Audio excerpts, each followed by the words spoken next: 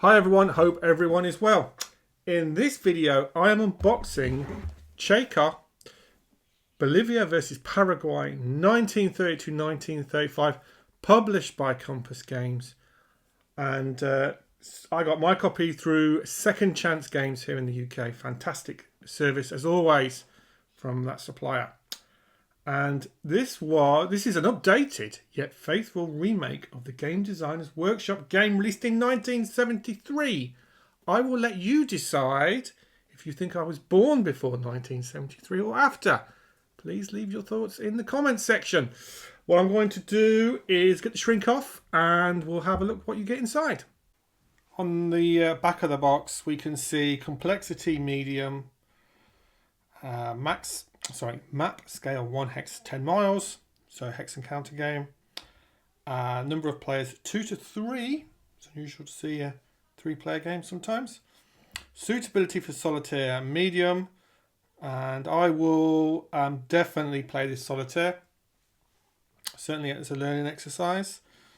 And average time to play 6 hours. We get a mounted map, 2 sheets of counters, charts, player aid chart, rule booklet and a dice. Excellent.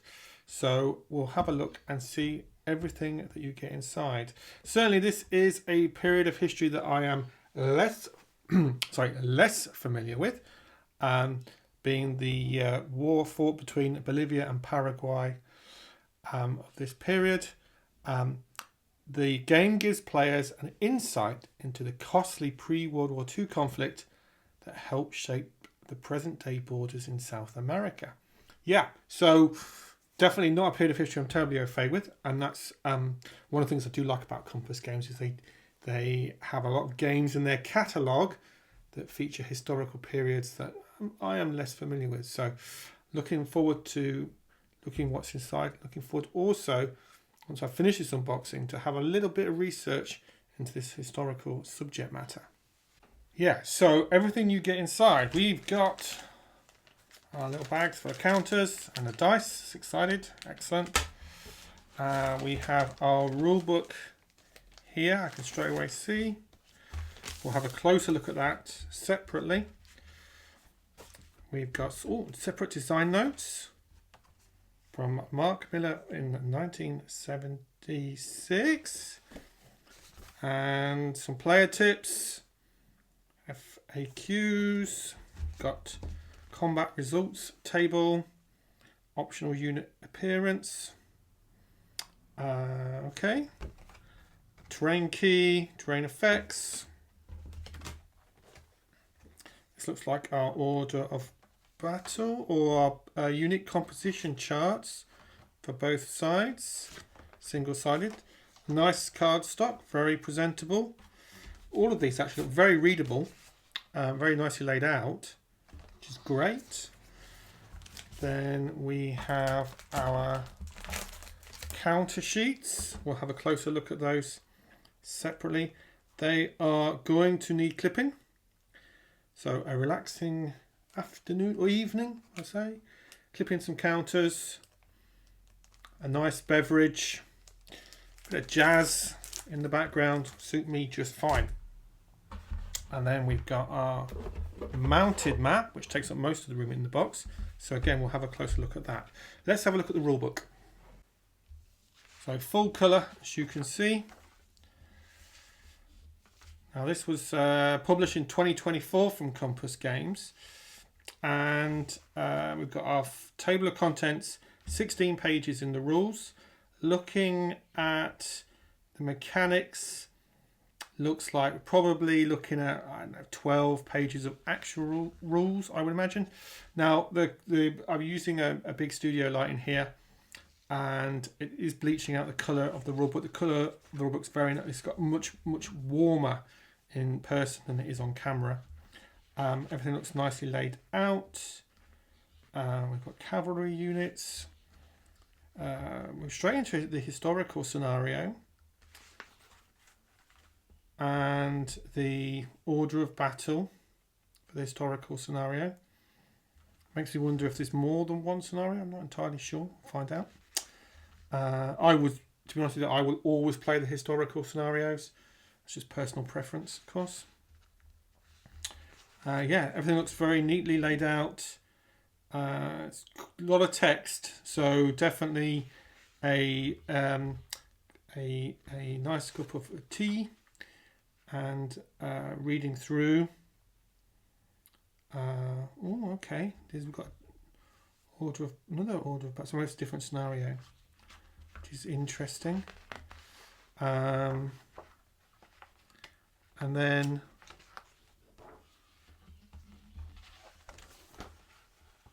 quite in terms of the rules, looks fairly light. As let's have an example.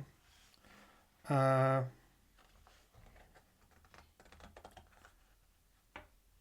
I mean, this is the section on combat, for example.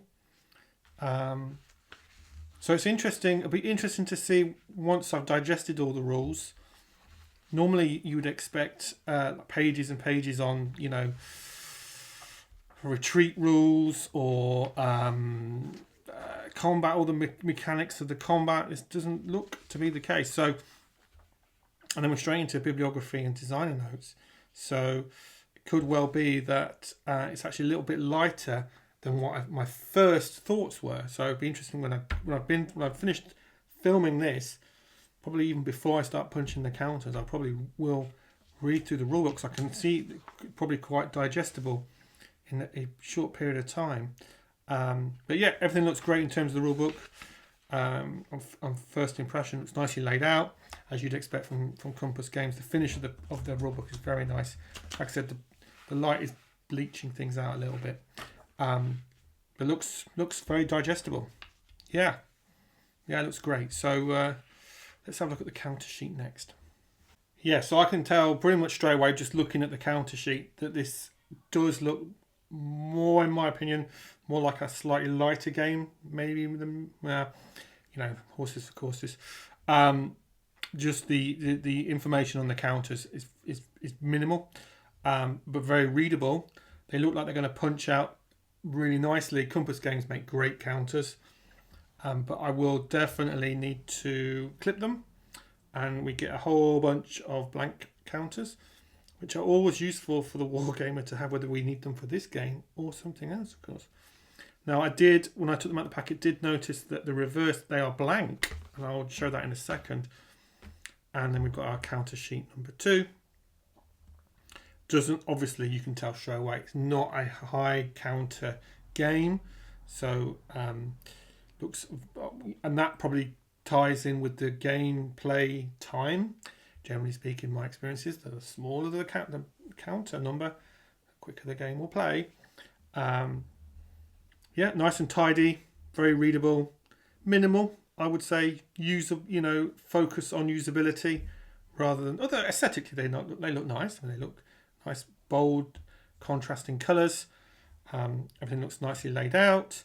When the cut has come down to cut the counters, nothing is being cut off, so that everything's very readable. So yeah, they look nice, tidy, very functional. They will punch well. So let's have a look at the mounted map.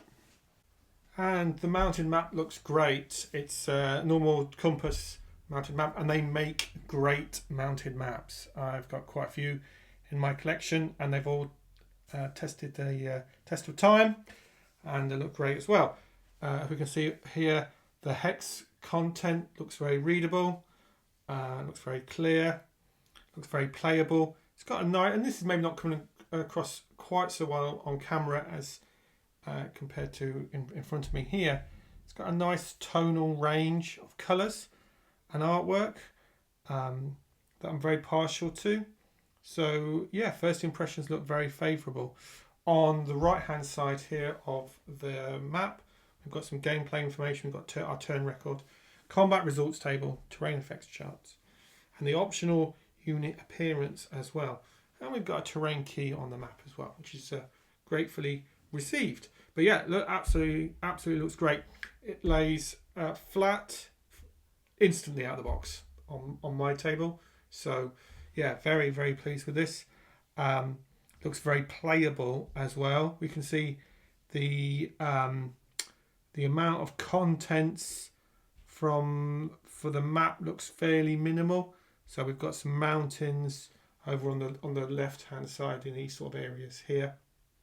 Obviously, because of the historical nature, Brazil and Argentina are non-playable. So we're going to be mostly focused on these areas here. So yeah, I'm looking very much forward to getting the counters punched and getting onto the board. Certainly the map looks absolutely fantastic. Really nice job. I do like the finish and the artwork that's been done for it. It's very playable. So overall, first impressions look great. It's a Compass Games game, and they make great games. So the printing, the finish, all looks to the highest quality as you'd expect from Compass Games. The counters look great. They do look minimal, and there's not a huge number of them. That makes me feel that the game is very playable instantly. I can imagine looking at the rulebook, this isn't going to take too long to get to the table, and I'm very much looking forward to it. I am also looking very much forward to doing a bit of research. I did notice there was a bibliography in the rulebook, which I'll be interested in. When I'm not playing war games, I do read quite a lot, and I'm always interested in learning new elements of history that I'm unfamiliar with, and this definitely fits that category. I think probably the next step for me, punch the counters, read the rulebook with a nice cup of tea, get the game onto the table. I think I'll probably leave it here already now, to be honest. I didn't see too many examples of play, so I think I will probably have to just set everything up and go through and start playing and learn the game, and then maybe get maybe a number of turns in, each turn representing 6 months here on the board. So maybe do a couple of turns and then sort of start again. That's another way that I like to play games. We'll see how we get on. But yeah, there's a lot to like here instantly. So looking forward to making a start on it. I will play the game, and I'm definitely going to play it solitaire. I may only play it exclusively solitaire. That will depend if I can find an opponent that would be willing to play 2-player. It's interesting it did say 3-player. I certainly will have a look at that as well. And then once I've played a few games, I will of course do a full review on my channel as well.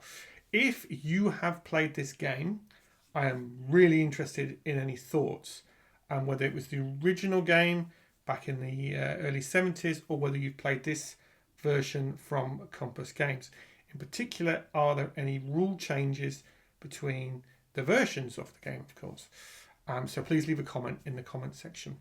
And thanks a lot for watching, as always. Take care. Thank you.